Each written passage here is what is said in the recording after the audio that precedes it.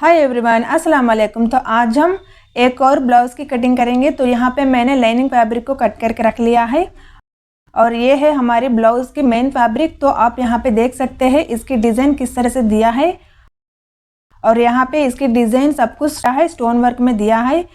तो यहाँ पे इसकी ब्लाउज़ में दो बॉर्डर्स देते हैं, तो उनमें से एक बॉर्डर ये देख सकते हैं आप और दूसरी बॉर्डर इसके अपोजिट साइड्स में दिया है। तो यहाँ पे भी इसकी बॉर्डर सेम साइज दिया है और इसमें हम इसके बैक और दोनों हैंड्स की स्लीव्स को निकालना है। तो उसके लिए देखिए अब हम कटिंग कर लेंगे। तो यहाँ पे हमने लाइनिंग फैब्रिक को सेम कट करके रख लिया है और इसी लाइनिंग फैब्रिक को हम यहाँ पे प्लेस करके कटिंग कर लेना है। तो देखिए हम इस तरह से एक साइड की बॉर्डर को क्लोज कर लेंगे और क्लोज करके वहाँ पे हम इसके ब्लाउज़ की बैक साइड पार्ट को प्लेस करके मार्क कर लेना है। और साथ ही यहाँ पे आप इस तरह से फोल्डिंग कर ले लाइनिंग फैब्रिक को और फोल्डिंग करके आप यहाँ पे प्लेस कर ले और फिर उसके बाद इसकी साइड्स में इस तरह से मार्क कर लेंगे। और यहाँ पे देख सकते हैं मैंने यहाँ पे नेक पे भी साइड में मार्क कर लिया है। और फिर उसके बाद देखिए एक और दफ़ा और कटिंग करने से पहले एक और दफ़ा आप चेक कर ले। इस तरह से हमने कटिंग किया और यहाँ पे नेक पे इस तरह से मार्किंग कर लेंगे, निशान डाल लेंगे और फिर उसके बाद उसी निशान से हम सिलाई कर लेना है। तो गाइस देखिए इसकी बैक साइड की इस तरह से दिखेगा और बैक साइड में ये हमारे बॉर्डर आएगा। और फिर हम इसकी दूसरी बॉर्डर पे हम इसकी स्लीव्स की कर लेंगे और यहाँ पे हम एक ही बॉर्डर पे फोल्डिंग कर लेंगे और उसी फोल्डिंग से हम 4 फोल्डिंग आएगा। और फिर उसके बाद हम इसकी हैंड्स को रख लेंगे और हैंड पे भी देखिए इस तरह से लाइनिंग को फोल्ड कर ले और फिर उसके बाद यहाँ पे आप कटिंग कर लें। अगर आपको थोड़ा कंफ्यूज लगा तो आप यहाँ पे मार्किंग करके फिर उसके बाद कटिंग कर लें।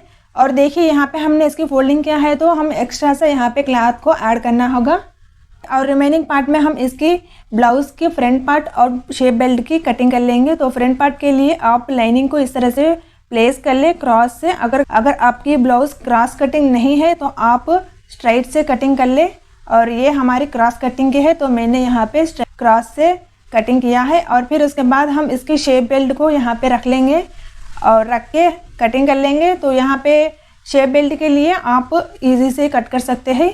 और फिर उसके बाद रिमेनिंग इसके क्लॉथ में मैंने इस तरह से क्रॉस से फोल्ड किया और देखिए यहाँ पे मैंने 1.5 इंचेस तक कट किया है और उसको हम डोरी इसकी लटकन बनाएंगे। और देखिए फिर उसके बाद यहाँ पे हमने इसके हैंड्स पे थोड़ा सा जॉइन कर लेना होगा। तो उसके लिए देखिए रिमेनिंग पार्ट में मैंने इस तरह से इसको फोल्डिंग किया और फिर उसके बाद इसी तरह मैंने इस तरह कट किया है। तो आप इस तरह से कट कर ले और फिर उसके बाद हैंड को यहाँ पे इसकी जॉइन पड़ रही थी वहाँ पे आप जॉइन कर ले। तो देखिए इस तरह से आएगा और जॉइन करते वक्त आप ध्यान से जॉइन कर ले ताकि आपकी सुई ना टूटे। तो देखिए इस तरह से ये हमारी कटिंग होती है। और यहाँ पे देखिए मैंने ऑलरेडी इसकी stitching half of the part तक स्टिचिंग करके रख लिया है और इसकी शेप बेल्ट भी मैंने जॉइन किया है। तो उसके ऊपर हम इस तरह से एक सिलाई डाल लेना है। और ब्लाउज़ में किस तरह से 3 डॉट्स की शेप लेना होता है तो जानने के लिए आप मुझे कमेंट बॉक्स में कमेंट कीजिए। तो मैं आपको दूसरी वीडियो में इसकी डिटेल्स पार्ट से शेयर करूँगी। तो फिर उसके बाद हम इसके ऊपर दूसरी सिलाई डाल लेंगे और दूसरी सिलाई डाल के इस तरह से सिलाई कर लेना है। और देखिए फिर उसके बाद हम इसके दोनों साइड्स को हुक्स को अटैच कर लेना है। और उसके लिए देखिए मैंने यहाँ पे मेन फैब्रिक और लाइनिंग फैब्रिक दोनों भी यहाँ पे 2 इंचेस लिया। तो उसको हम इस तरह से अटैच कर लेंगे, दोनों को जॉइन कर लेंगे। और फिर उसके बाद देखिए हम ब्लाउज़ के ऊपर इसको फोल्ड कर लेंगे, ब्लाउज़ के उल्टा साइड रख के सिलाई कर लेना है और यहाँ पे 1/2 इंचेस तक छोड़ के सिलाई कर ले। और फिर उसके बाद क्लॉथ को इस तरह से ऊपर ले, उसके बाद फोल्डिंग कर ले और जितना आपको यहाँ पे चाहिए। तो कुछ लोगों को यहाँ पे थोड़ा चाहिए होता है तो कुछ लोगों को यहाँ पे 1 इंचेस चाहिए होता है, तो उसके अकॉर्डिंग यहाँ पे सिलाई कर ले। तो मैं यहाँ पे थोड़ा ज़्यादा ही रख देती हूँ और लगभग ये हमारे 1 इंचेस है। तो 1 इंचेस बस हमने यहाँ पे फोल्डिंग करके सिलाई कर लेना है। और फिर उसके बाद इसको 1/2 इंचेस छोड़ के दूसरी सिलाई डाल लेंगे।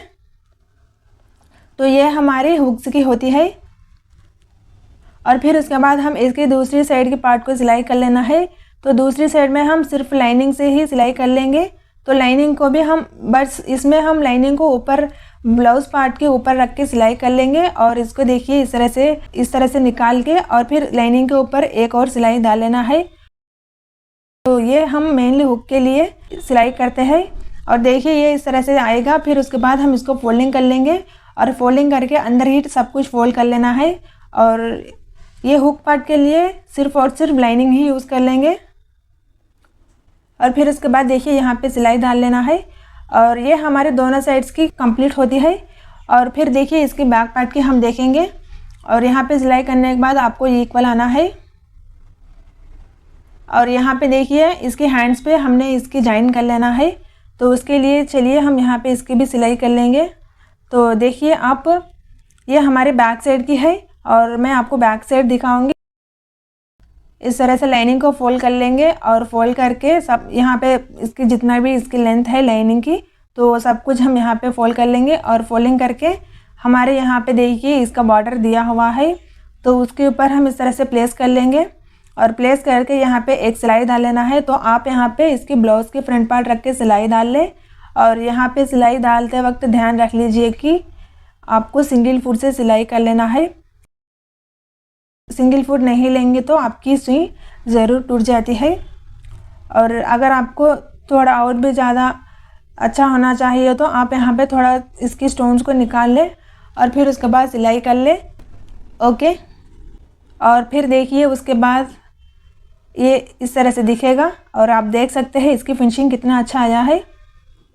और देखिए फिर उसके बाद हम एज इट इज़ इसकी सिलाई कर लेंगे। तो ये इसकी शोल्डर पार्ट है, तो सबसे पहले इसकी शोल्डर की सिलाई कर लेना होगा और फिर उसके बाद इसकी दूसरी शोल्डर की सिलाई कर लेंगे। और उसके लिए देखिए हमने कटिंग करते वक्त इसके ऊपर निशान डाल लिया है, तो उसी निशान के ऊपर हमने सिलाई कर लेना होगा। अगर आप इस तरह से निशान नहीं डालेंगे तो आपकी नेक विड्थ ज़्यादा हो जाती है, तो उसके लिए निशान डालना लाजमी है। और फिर उसके बाद इसको एज इट इज़ हम सिलाई कर लेना है। और ये हमारी दूसरी साइड है, तो यहाँ पे स्टोन्स है, तो उसके लिए हम स्टोन्स को निकाल के सिलाई कर लेना है। और फिर उसके बाद देखिए ये इसके नेक है, तो नेक पे भी हम देखिए नेक को हम ब्लाउज़ पे उल्टा रख के सिलाई कर लेना है। और इस तरह से आप लाइनिंग को खींच से सिलाई कर ले ताकि आपको झोल ना पड़े। और देखिए आप इस तरह से जहाँ पे इसके स्टोन्स है वहाँ आप देख के सिलाई कर ले। और देखिए ये हमारी इस तरह से कंप्लीट हो चुका है। और यहाँ पे मैंने रिकटिंग भी करके और शोल्डर्स भी जॉइंट किया है। और फिर यहाँ पे देखिए हम इसको नेक पार्ट पे इस तरह से एक्स्ट्रा सा लाइनिंग क्लॉथ लेके यहाँ पे सिलाई डाल लेना है। और ये मैंने कॉटन लाइनिंग लिया है। और फिर उसके बाद इस सिलाई होने के बाद इसको हम हेमिंग कर लेंगे। और फिर उसके बाद इसकी स्लीव्स को भी ऐड कर लेना है। तो यहाँ पे मैंने स्लीव्स को भी ऑलरेडी जॉइन करके रिकटिंग भी कर लिया है। ओके गाइस, तो देखिए यहाँ पे हमने स्लीव्स को भी जॉइन किया और इसके नेक पार्ट को भी कंप्लीट किया है। और अब हम इसको इस तरह से फोल्डिंग कर लेंगे और फोल्डिंग करके हम इसकी मेज़रमेंट वाइज मार्किंग करेंगे। और यहाँ पे देखिए मार्किंग भी डाल लिया है। और आप देख सकते हैं यहाँ पे हमने स्टिचेस में के लिए 2 इंचेस रख लिया है और इसी निशान के ऊपर सिलाई डाल लेना है। ओके गाइस, तो देखिए यहाँ पे हमने सिलाई डाल लिया है और साथ ही यहाँ पे मैंने फिनिशिंग के लिए ओवरलॉक भी कर लिया है। और फिर उसके बाद देखिए इस ब्लाउज़ को हम सीधा कर लेंगे। और फिर यहाँ पे मैंने नेक पार्ट पे डोरी को बना के और उसके लिए मैंने हैंगिंग्स भी स्टिचेस डाल लिया है। तो आप यहाँ पे इसकी डोरी और हैंगिंग्स मैंने किस तरह से बनाया है तो उसके लिए मैंने अलग सा वीडियो बनाई है, तो उसका लिंक मैंने डिस्क्रिप्शन बॉक्स में प्रोवाइड किया, आप उसको चेक कर सकते हैं। तो देखिए गाइस ये हमारे ब्लाउज़ है। तो आपको वीडियो अच्छी लगी तो वीडियो को लाइक और शेयर करें और मेरे चैनल को सब्सक्राइब करें।